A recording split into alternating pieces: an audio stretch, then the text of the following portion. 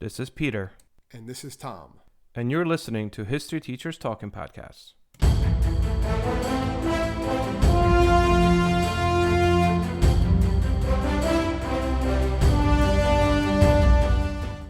All right, it's Peter Zablocki and Thomas Reska, and you're listening to History Teachers Talking Podcast.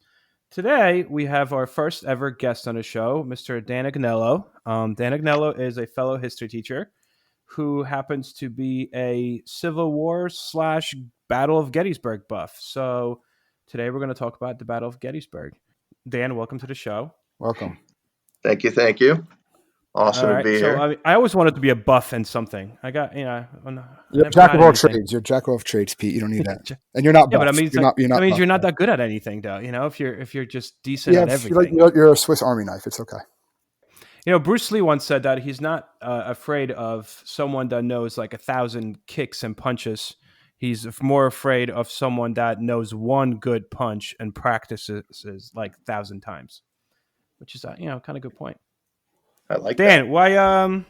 Let's before we get into talking about Battle of Gettysburg and talking about just Civil War and lead up to Gettysburg and why it's such an important pivotal battle in American history.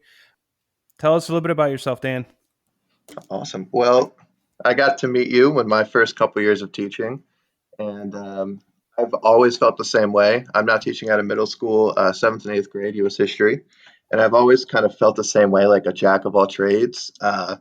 Year to year, getting new curriculums and new topics and just covering them and moving just like pretty quickly through the year. I felt like I always knew a little bit about a lot of things.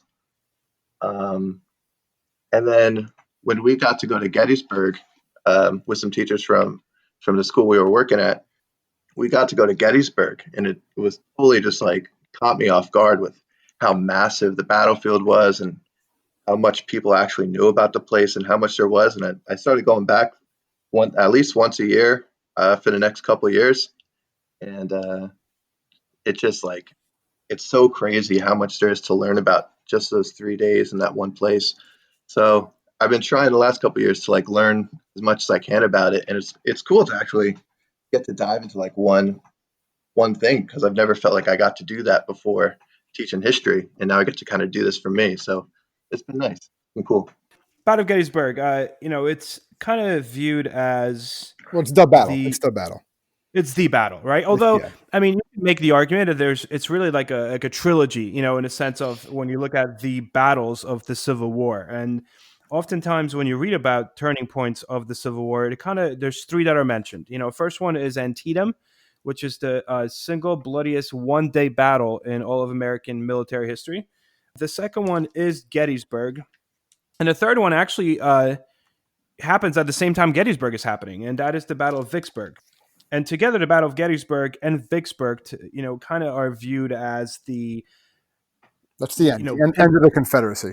Military speaking. Yeah, they're right. They're not going to pose a threat to, at least a threat to invading the North anymore. The war's still going to be going on, but that them taking over Washington, D.C., that threat is over after Vicksburg and Gettysburg. That's not going to happen. Yeah. Lee is kind of kicking butt and taking names. General Lee from the Confederacy, he's boss, right? Yeah, he didn't think he could be defeated. He was just, whatever the Union tried to do. And that's really because the Union generals, Lincoln was always firing them. I'm sure Dan's going to talk about this. But because they just weren't really... Even the generals here at Gettysburg, I know, they kind of push a little bit more. Some of those historians argue he could have ended the war. The war could have been over in 1863, which could have changed a lot of things. Just because they weren't pushing, they were so afraid of having those high casualties because there was already so many more than they ever thought was going to happen before. Oh yeah, well, absolutely. I mean, there's a cool a letter that Abraham Lincoln had written, and he never sent it to George Meade after Gettysburg. But essentially, he was saying, you could have won the war right here. You could have finished them. This could have been it. And because of, not being more decisive in your actions and cutting down Lee once and for all, you drag the war on for another 2 years. Did that as like kind of like cathartic thing to do, to kind of get his thoughts out and write the letter and maybe never send it.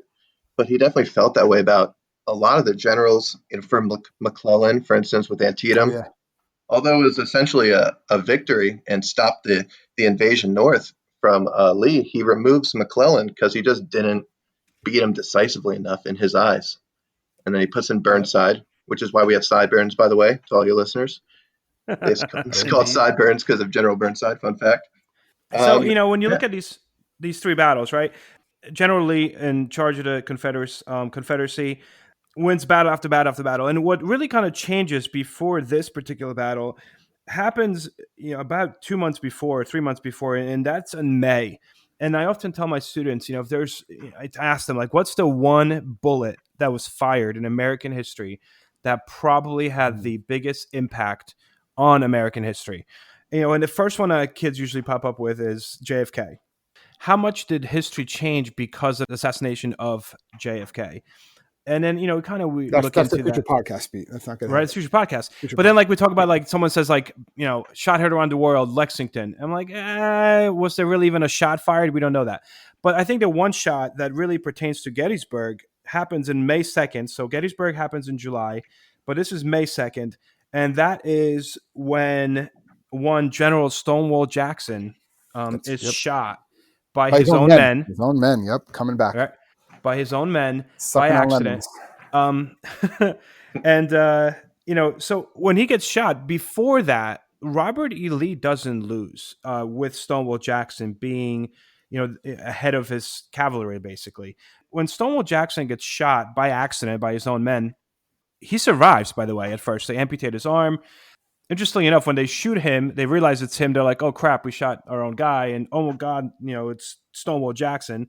Then they put him on a stretcher, and as they're running with him, they drop him. Poor guy.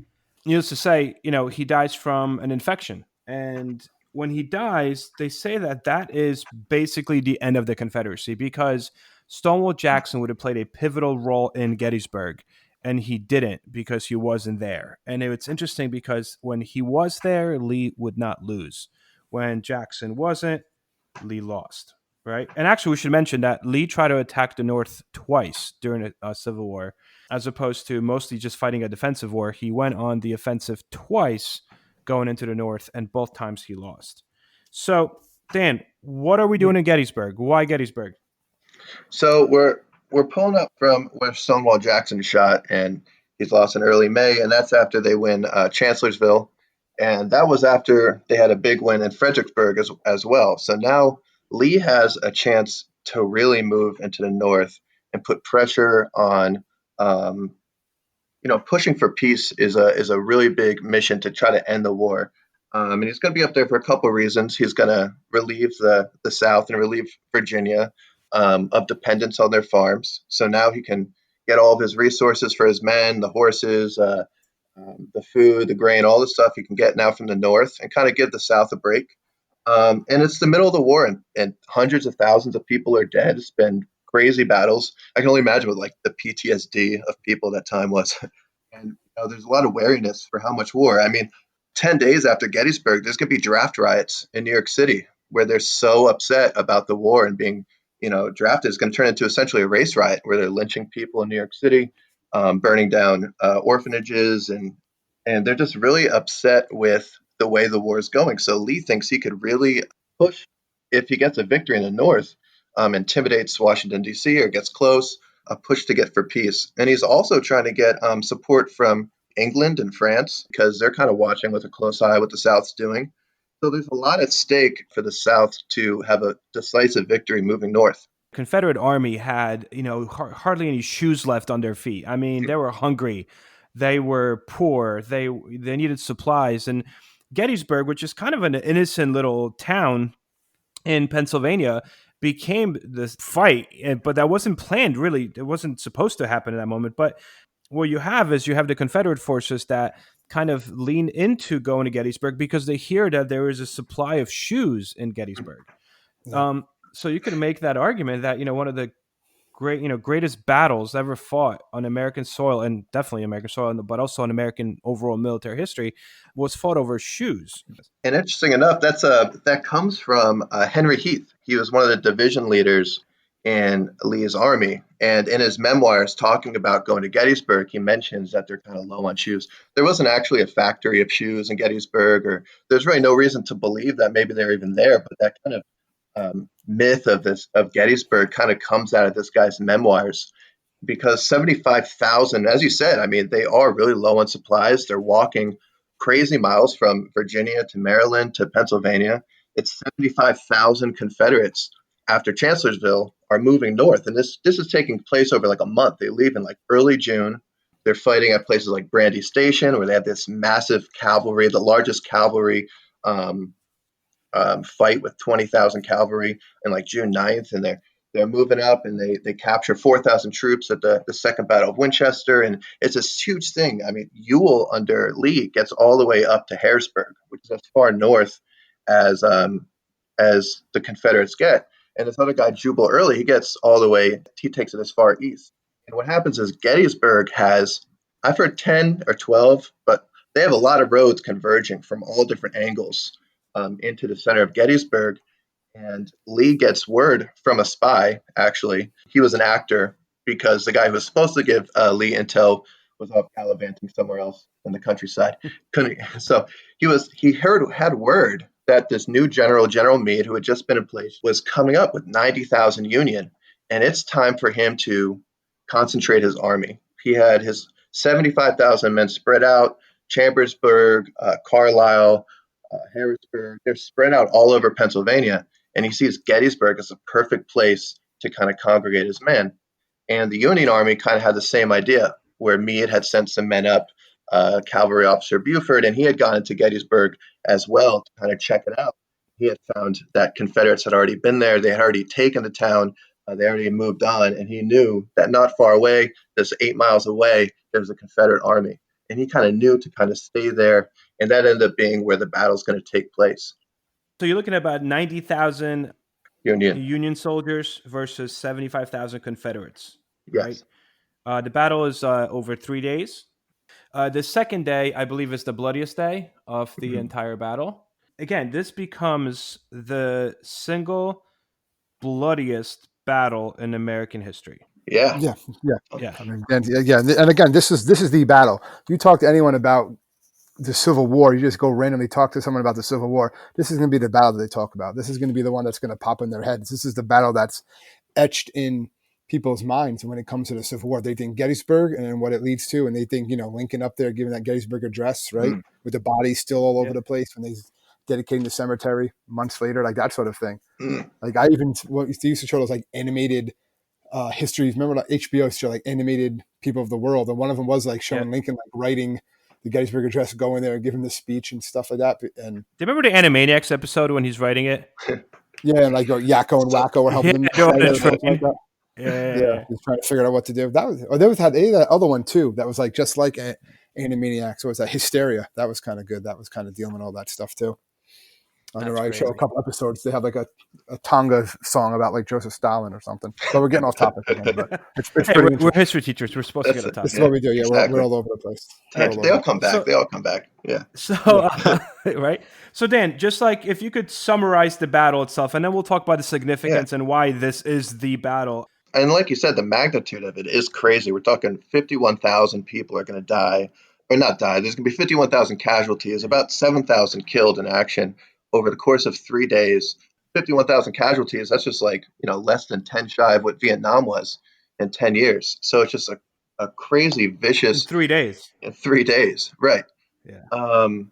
And the first day, like I said, the troops, the earlier troops from the 90,000 group from the Union move up, and they set up and they encounter a couple of Confederates who are coming in, and they're coming back to kind of check out, like you said, to see if they can get supplies.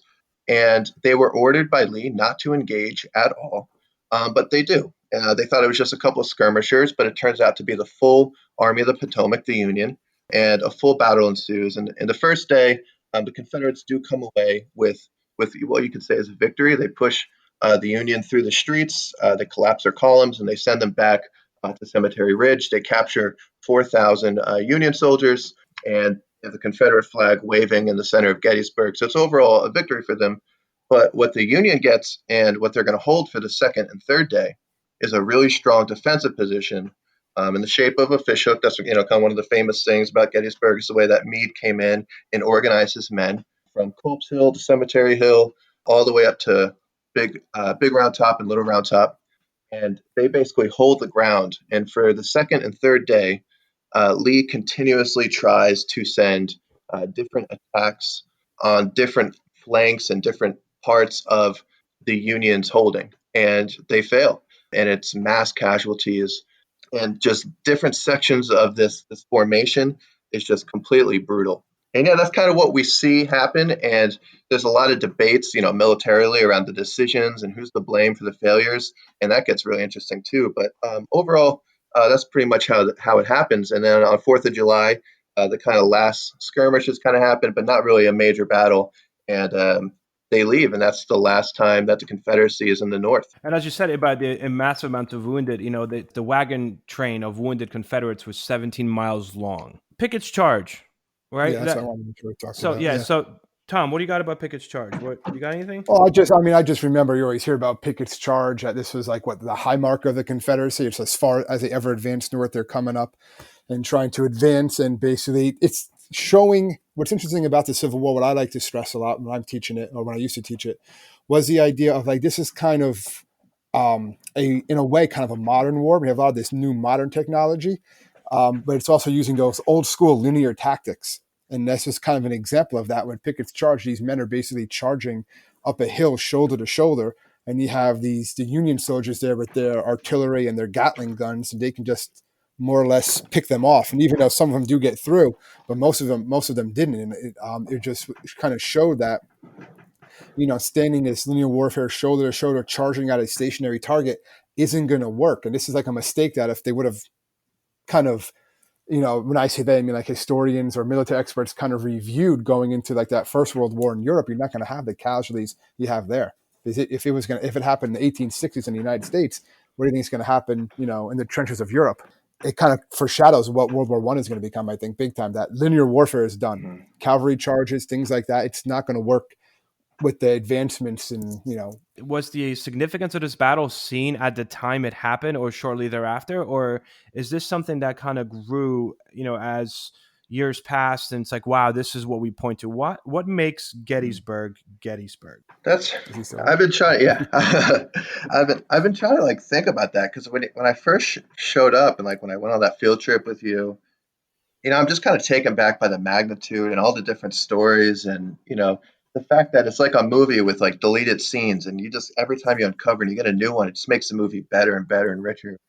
It's a cool place to study, but trying to think from like a larger view of why it's really important, and why it takes on this like huge persona, why it is the one place everyone talks about. Um, the first part, when you mentioned, is it as big as it was? I kind of thought immediately the fact that Robert E. Lee, after he loses Gettysburg, he writes a letter to Jefferson Davis, the president of the Confederacy, asking to resign. He puts in basically a letter of resignation, basically saying, I doubt my ability to lead this army anymore. So Gettysburg is a huge blow to his, I don't know if his ego or what word I want to use, but it's definitely a huge blow to him, and I guess his morale. Jefferson Davis, of course, refuses that, and he stays in power. But what Gettysburg kind of symbolizes, I think, is kind of two things. One, as a turning point for the war, but also it kind of represents the overall identity of two sides. And for the North, like how you mentioned before, the Gettysburg Address, this battle, it becomes a space of hallowed ground. As Lincoln puts, he says, his words can't add or detract from what happened there. The men did it themselves, but he puts words to it by saying that, Gettysburg is a place where people fought and died to save our country and make sure that we could continue this legacy of trying to uphold the promises that were made, 7 years ago. And it really becomes a test to the American people in this kind of thing. Is that we're gonna keep this country together. We're gonna keep the promises of equality and freedom alive, and the people on this battlefield here did that, and that really works for the United States and the Union. But for the Confederacy, they need a rationalization for losing 25,000 men in 3 days. They need a rationalization after the war for having a country that lose 600,000 people killed in the course of 4 or 5 years during the Civil War. And for them, if you're following what becomes a lost cause myth, The idea of justifying the actions by saying we all the people who died here is because of slavery, this evil institution. That kind of there becomes like a cognitive dissonance to go back after the war and leave Gettysburg with your tail between your legs and say, we all this carnage, all the destruction to the South, all these things that we did was because we were trying to uphold this evil institution.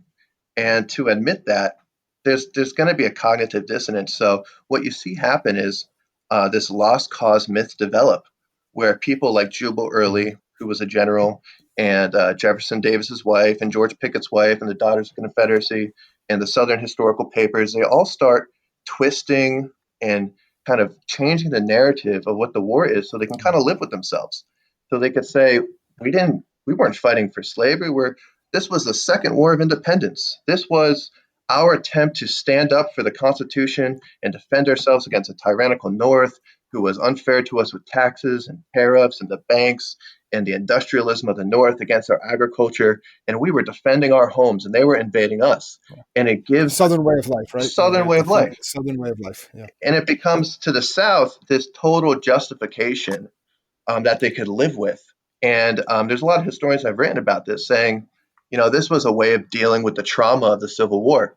It would be too hard to say, you know what, we made a mistake. We did this all for slavery and we did this, this was what we were supporting and that was the wrong thing. They're not going to live with that. So this lost cause takes on a whole myth of itself. And you even see it even today, talking to people. How many people say, well, if you really study, it's not about slavery. It's about states' rights. It's about the Constitution. And it takes on this huge myth. And what I think Gettysburg is, to kind of tangent back, is I think of like a guy at a bar drinking a beer and he's like 40, but he still has his varsity jacket on. And he's just like thinking like, we almost had him at states. I could have been pro, man. Like the Al Bundy, right? Just would have won that game. If I just changed everything. Yeah, if Stonewall Jackson didn't die, if he didn't get taken out in the semifinals and he was there for that state championship, we would have won. If Ewell on the first day just captured that hill, he was told if practicable, he said take the hill if practicable, and that was the big thing they talk about. Ewell and the Confederacy, he should have finished the job on day one when they won that first battle, but he let them resettle and form the defensive line. They blame A.P. Hill sending Heath in on the first day and them getting into engagements. They never should have fought. They should have waited for all the army to come in so they can congregate and fight Meade. They point to Longstreet, James Longstreet, who was also one of their general. He becomes like the scapegoat for the South in many ways for that war ending. So I think for the South, what Gettysburg becomes like this sacred ground for the North because of what comes out of the Gettysburg Address, but for the South because it's that moment where that fantasy of what the lost cause was and that Southern way of life and the thing that they were trying to build up, that moment becomes where fantasy was almost a reality, where they almost got their second war of independence and that way of life, that lost cause was almost realized. And I feel like Gettysburg really becomes that symbolic. The North and South, and for different reasons, it becomes like a sacred ground. Yeah, well, like you said, in the North, it as much as it hurts the South, it boosts up the North. Like the morale just goes. Right. That on top of Vicksburg, they just get all happy, excited. Now they have like a cause for this war because they see that they're winning. And the Gettysburg Address, like you were saying, Dan, absolutely changes. There's a lot of their talk about how before the Gettysburg Address, American, they start the United States is, after the Gettysburg Address, the United States are. Like people would start calling themselves Americans. It wasn't just I'm a New Jerseyan or New York, wherever it was. It's now I'm an American. Like that kind of changed the mindset with that Gettysburg Address of what Lincoln does. And that doesn't happen without, obviously the battle and the impact that it has there. So yeah, there's, it's definitely, if you're going to go American battles, this has got to be right up there. Absolutely. And Dan, a great point. It's like, this is like the end, the realization that their dream is not going to come true, Yeah. Mm-hmm. Like this is, and, kind of just piggyback on what we were saying before, their idea as a Confederacy with, and again, there's still historians, and I often get students as well when we talk about Civil War, as well as states' rights. So when I teach it, I try to teach it from multiple perspectives. So I try to have a case for everything, have a case for slavery, have a case for states' rights. Let's look at why this is about. But ultimately, it was the states' right to own their property. Therefore, it was the states, they fought for their states' right, to own slaves. Therefore, they fought for slavery. But I'm sorry to interrupt. I always had the argument. I mean, they always say, "Oh, it's for state rights," and you can make the argument. And I know, if I guess I have kind of that northern perspective with this and all that stuff. But like, yeah, they're arguing for state rights, but are they really? They're arguing for the state rights to have slaves. Like that's what they're arguing for. Like they're trying Right. to, like Dan was saying, they're trying to have that whole, oh no, we're doing for state rights. Yeah, but what was the big state right that you wanted? You wanted to have slaves. Like Yeah. let's don't change a narrative. Just like they like to change that narrative, like Dan said, to kind of make it seem more like rose colored, but it wasn't. They wanted to keep the slaves. That was the main. That's it. That's what debates were going on in Congress before all this, Mm-hmm. and to say after the fact, oh no, it was for state rights. Yeah, but what was the main state right? And again, you can corner people with that argument, and they have no defense for it. So Well, you look at the Articles of Secession. I think South Carolina secedes in December of 1860, even before Abraham Lincoln's officially sworn in. And you read the Articles of Secession that South Carolina writes, and like a big chunk towards the end is all about like the North's not enforcing the Fugitive Slave Act. Like Yeah. you read Georgia, slavery is just like right there in the first paragraph, basically saying we are seceding because we are not having our ability to run this institution the way that we see fit. And it's And what's totally also about slavery. yeah, and what's also interesting about this whole thing is when the South, the first states choose to secede when Lincoln becomes elected. Lincoln goes out and actually gives a speech, and he says, I cannot take away your property. As a president of the United States, it is not in my congressional power to take away your property. And, there's this narrative in American history that, Confederacy became a thing because when Lincoln got elected, they were afraid he was going to take away their slaves, but he couldn't do that.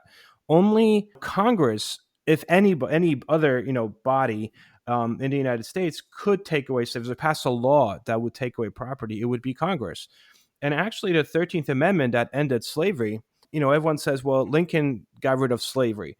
Lincoln didn't get rid of slavery. The Congress did. I mean, the only way to do that is through a congressional amendment, which was the 13th Amendment. Lincoln Mm-hmm. proposed it.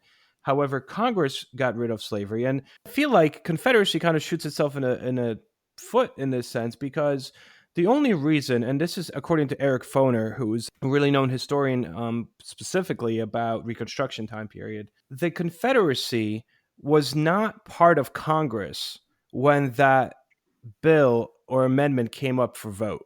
So Mm-hmm. when the 13th Amendment was passed that outlawed slavery, the Confederate states were not represented in that Congress. Therefore, they couldn't vote against that amendment. And the only way they were allowed to come back into the Union is if they adhered to that amendment, as well as the 14th and eventually 15th. Mm-hmm. So by ultimately leaving the Union in the first place, they 5 years later secured the ending of slavery. Right. I mean, you could make that argument. Abraham Lincoln said multiple times, I'm not, especially in the beginning, like you're saying, I don't plan on ending your institution of slavery. I don't want to see it expanded. And that's where that House Divided speech comes in, where he says, this country is either going to become completely slave or it's going to be completely free one way or the other. And he, Lincoln just wanted to preserve the Union. Exactly. That was his whole thing. right, Preserve the Union. right. So he thought it was going to naturally die out in the South eventually, just as times changed. But he just was trying to. He didn't want to see it expanded into the new territories they got after the Mexican-American War and all these things. I mean, you seem to really like this stuff. It's good stuff. So, any fun facts about the Battle of Gettysburg? Yeah. Top of your head. Well, first off, I would love to tie it back to your last podcast that you had. Go ahead. You guys were doing assassinations, and correct me if I'm wrong. For Jackson's assassination, the guy who was trying to assassinate Jackson, or the attempted assassination, I'm sorry, the guy who was attempted to assassinate Jackson, the lawyer was Francis Scott Key, right? Yep. And he got him off on not temporary. He got him off on to plead insanity, and he got the guy off the charge. Well, Francis Scott Key kind of has a cool connection with Gettysburg. Maybe not cool, maybe a little tragic, maybe a little karma involved. But the first part of it is, this is very straightforward, is he ends up going to Gettysburg 17 years after he writes the Star Spangled Banner, after he writes Land of the Free. He's there to free his slave Clem Johnson. So while he's writing those words, and after he writes those words for some time, he would own slaves himself, which is a kind of interesting side note. But Hmm. one of the generals at Gettysburg, who gets a lot of criticism, he was one of the Union generals. He moved his whole troops up from the fishhook, and he made this huge attempt to take a high ground that was really far away from the line, and he gets a lot of slack from that. His name was Dan Sickles. You guys hear about him? Mm-mm. And he was already had some fame because he was basically a politician. But earlier he had developed this relationship with this lady of the night, I guess you can call her. Her name was Fanny White. She was born Jane Augusta Funk. I really like her name because Jane, it's a Nice. tight name. And he eventually, though, does not marry her. He marries this girl who's like 15 or 16, real young girl. He was like 32 when they met. And they're married, and she becomes pregnant. But he goes to England. He brings Jane Augusta Funk with him, and they go into England. And when he comes back, he finds out that his wife is having an affair, and he kills his wife's lover in Lafayette Square, right across the street from the White House. And that happens to be Francis Scott Key's son, Philip Barton Key II, or something like that. Wait, So that's the guy that she had an affair with, was Francis Scott Key's son? yes, so Dan Sickles, a famous Gettysburg general, shoots and kills Francis Scott Key's son in Washington D.C. And the way that he gets off the charge, and he's the first person to ever do it, he pleads temporary insanity. Temporary insanity. And he's the first guy to ever plead temporary insanity to get off with a murder, like a crime of passion. Wow. So kind of I wish ties to Francis Scott Key. That's an awesome tie-in. Yeah, it's like Right? one of those 7 degrees of Kevin Bacon type of deals on Right. dealing with people shooting each other. No, it's crazy. All The right, more I what else? study this stuff. All right. And then you guys were talking about the assassination of presidents. And with Lincoln's assassination, they were planning with John Wilkes Booth. There was other plans to assassinate Andrew Johnson and William Seward. I think that's his name, William Henry Seward, right? The Secretary of State. Yep. That And was a gruesome. We should have talked about that too. That was pretty intense. Well, we were just stealing mostly with the presidents, but Yeah. he got stabbed, right? He got stabbed in the throat, but because he fell off his horse, a week before, they put this makeshift brace on his neck. So while he was being stabbed, the guy actually cut his cheek off, but then the knife kept on sliding off on that brace, which is why it wouldn't get to any of his artery, and the guy lived. You see pictures of him, Seward later on, Seward's Folly, Alaska, but there's actually pictures of this guy, and you see his cheek is reattached to him. I mean, thankfully he survived, but he does not look pretty. Gotta feel bad. And he survives, but his wife ends up dying because the PTSD trauma of this guy breaking into the house and getting on the bed and just stabbing her husband in the face and neck. It was she ended up having some sort of heart failure a couple months after. Wow. But the guy who did it, his name was Lewis Payne, or he was Lewis Powell. He ended up changing his name. He fought in the Battle of Gettysburg. Wait, he changed his name to Lewis Payne? Yeah. Wow. He was Lewis Powell. He was in Gettysburg, and he gets injured in the wrist, and he becomes a POW. But he gets put to these different field hospitals, and he gets transferred to these hospitals, and he's supposed to become eventually a prisoner of war. But he's only shot in the wrist, and he's kind of okay. And he befriends this nurse there. Her name is Maggie Branson, and he becomes good friends with her, and she helps him escape from being a prisoner of war. And then he ends up reenlisting, and eventually he deserts, and he takes the oath of allegiance that you mentioned before, promising to be part of the United States again, swearing off the Confederacy. And he changes his name to Lewis Payne to do it. But when he's back with Maggie Branson, who he met at the hospital camp, he also meets John Wilkes Booth and Mary Surratt and all the conspirators, and he becomes really close with John Wilkes Booth, and he gets roped into being one of the assassins. So maybe if he never got shot in the wrist, who knows? Maybe there'd be a different guy for the job, and maybe the story would be a little different at Gettysburg. That's a good one. I remember, Dan, you and I talked about it, obviously not a podcast, but so ownership of the land where the battle was fought partially on. Yeah, one of my favorite kind of poetic aspects of this battle, and something I think that gets left out, whether it's because of how the lost cause narrative gets weaved into history, but of the popular story of Gettysburg, the Black experience is really left out in those 3 days. Not much, in the movies and stuff is spoken of the 6,000 slaves who helped Lee's army as they moved to the north. Not much is told of the 1,000 slaves who were taken by the Confederacy as they roamed through the north and kind of pillaged and raided the different towns before Gettysburg.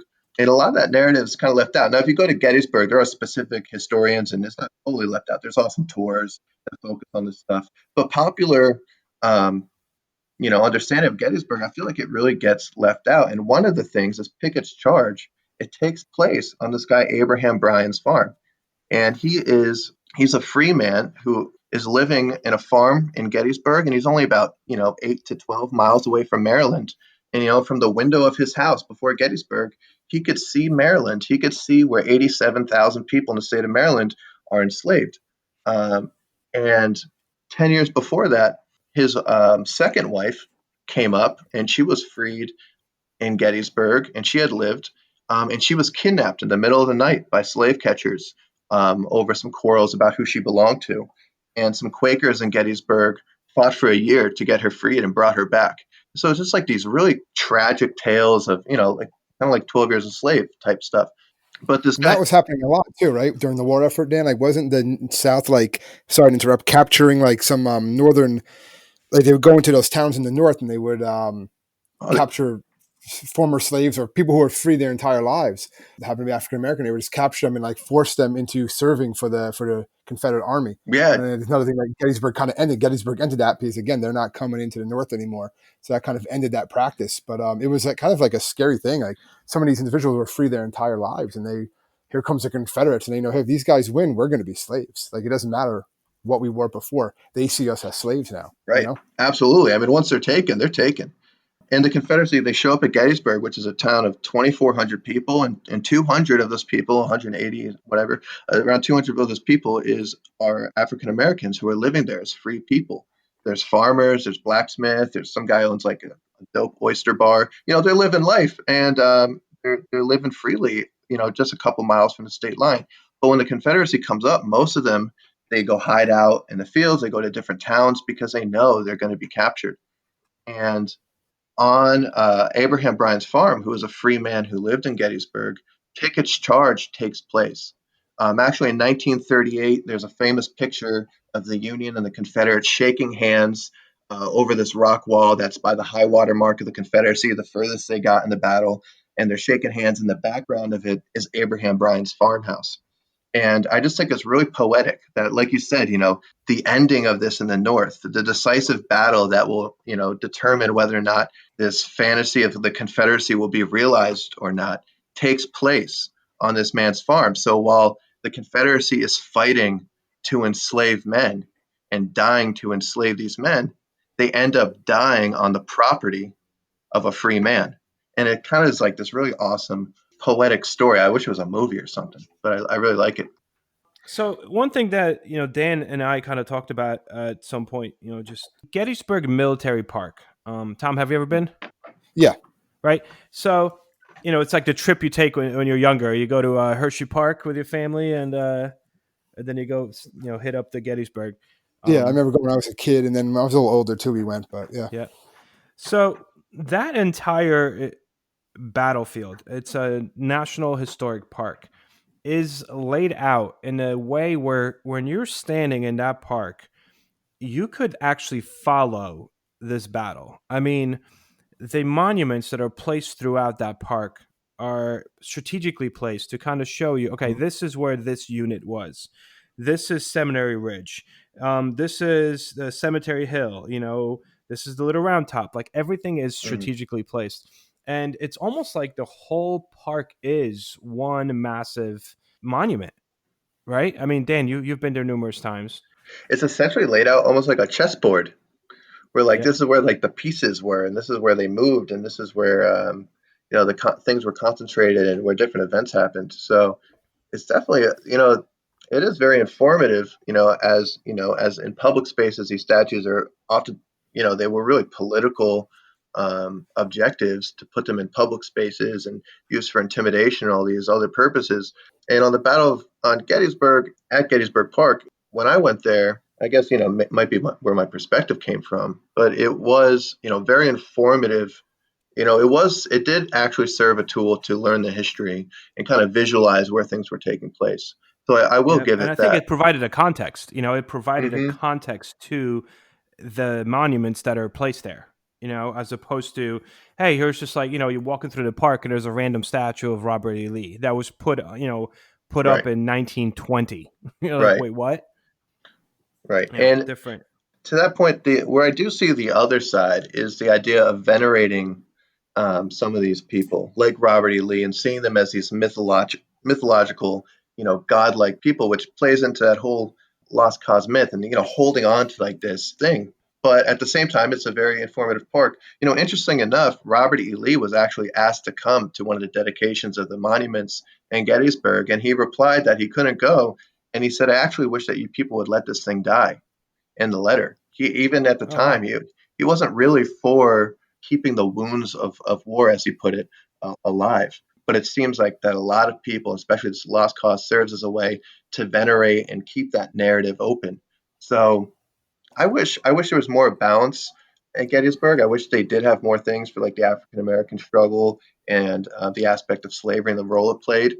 But I also, I saw the statues. I witnessed them. I don't hold these people in the highest regards who were fighting for slavery and all these things. I don't really venerate them. I look at it as a learning tool and things to take away from it. So I don't know if there's a lot. It's a complex discussion, especially there. Indeed. Yeah, it's Yeah. like a whole nother discussion in Oh itself. yeah. Yeah. Oh yeah. Oh yeah.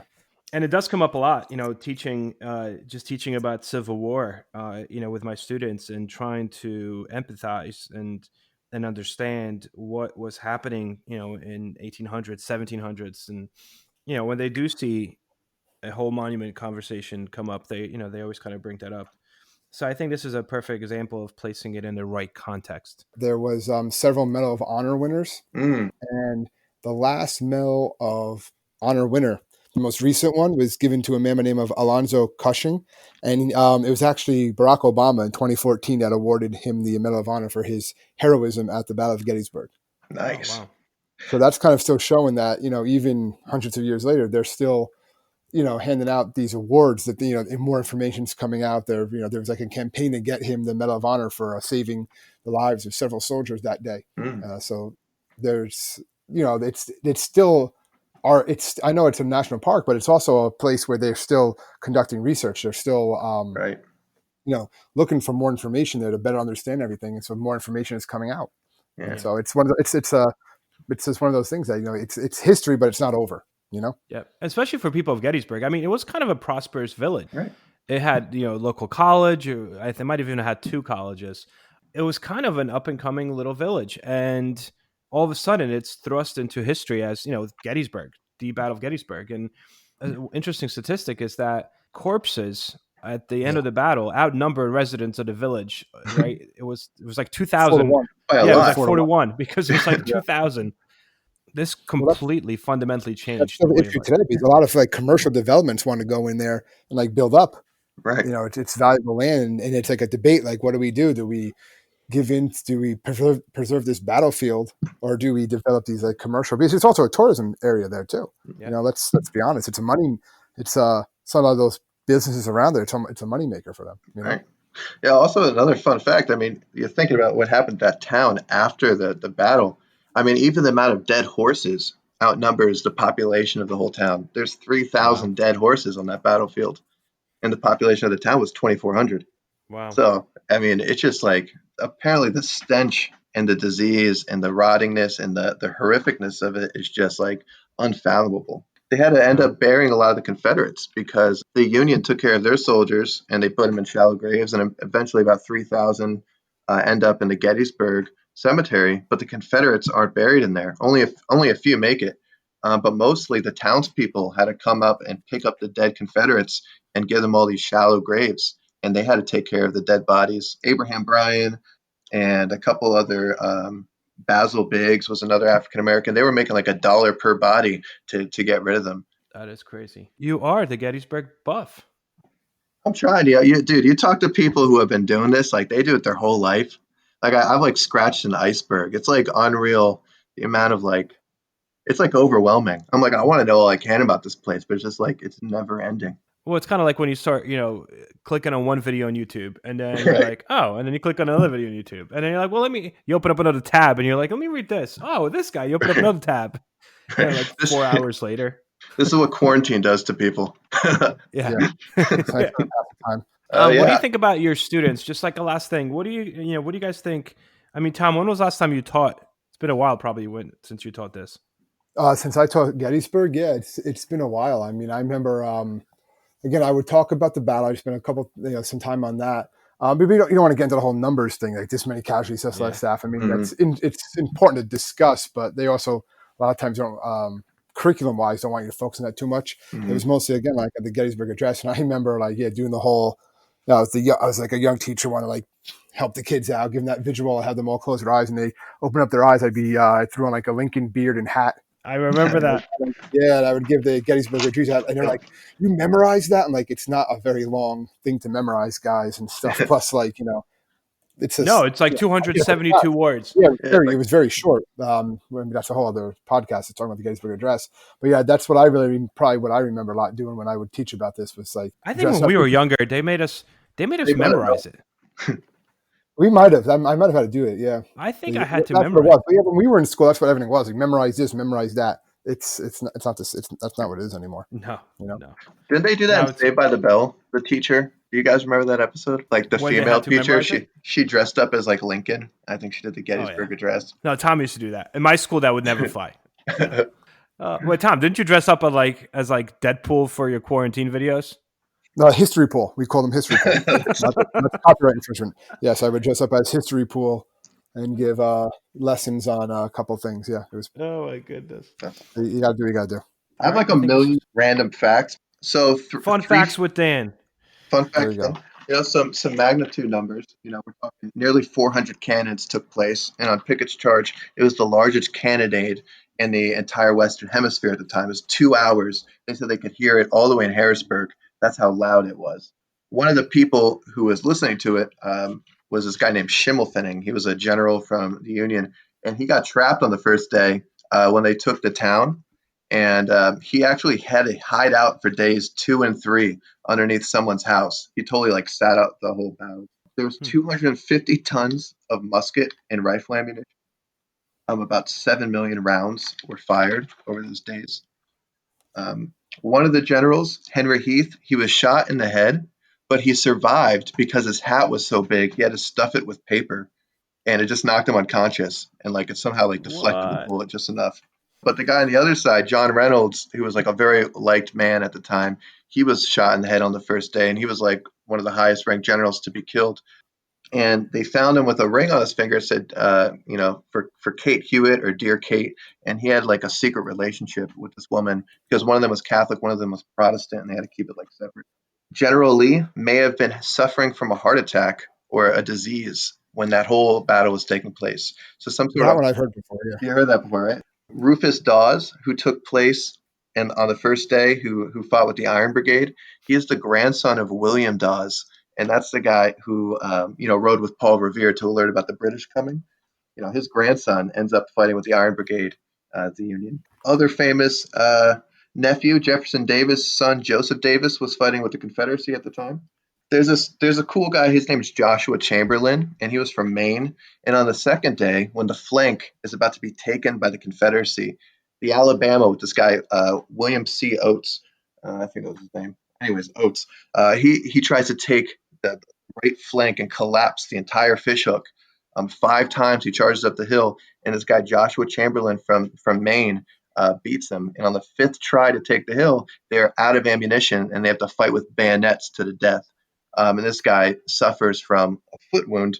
And the crazy thing about Joshua Chamberlain, and he's like a professor, so he gives us a good name from Bowdoin College. He spoke like 9 languages, like super like just industrious and smart. He ends up becoming a general at Fredericksburg. This guy's like the craziest. Like I can't imagine the PTSD this guy has. Fredericksburg, he has to spend the night sleeping underneath the dead bodies of his comrades because they get stuck in the middle of like a December night and they have to use his friends as like body bags to protect from like bullets. In Chancellorsville, he has to sit out because a smallpox vaccine had gone wrong. So his whole company was exposed to smallpox. Gettysburg, he has that bayonet charge.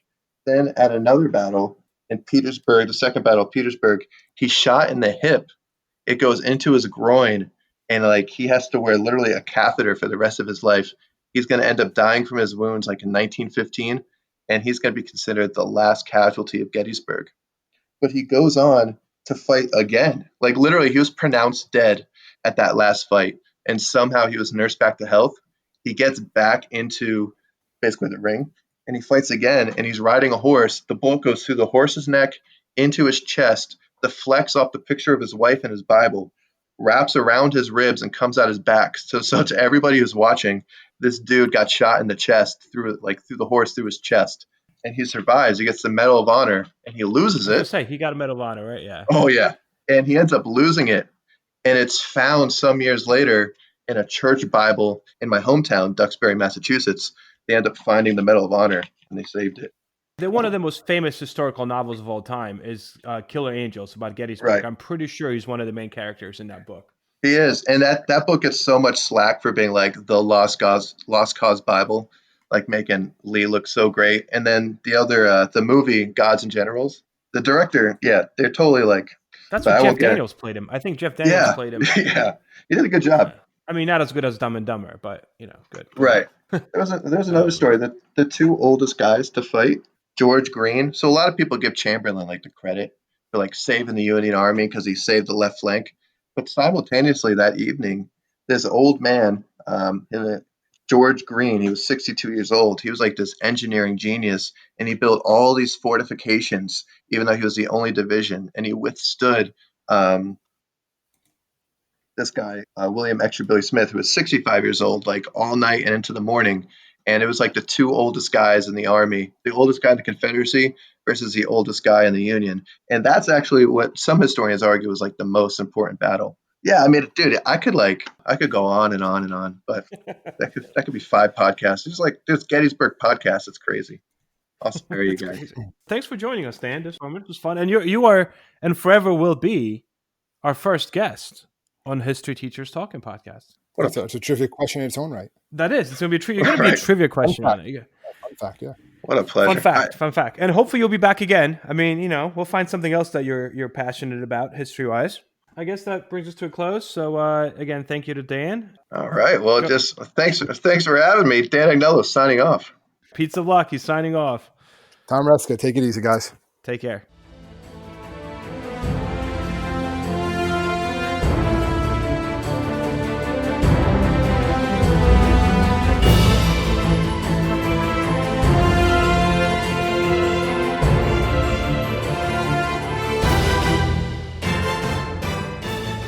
I hope everyone enjoyed our podcast, and if you would like to email us, you can do so at historyteacherspodcast@gmail.com.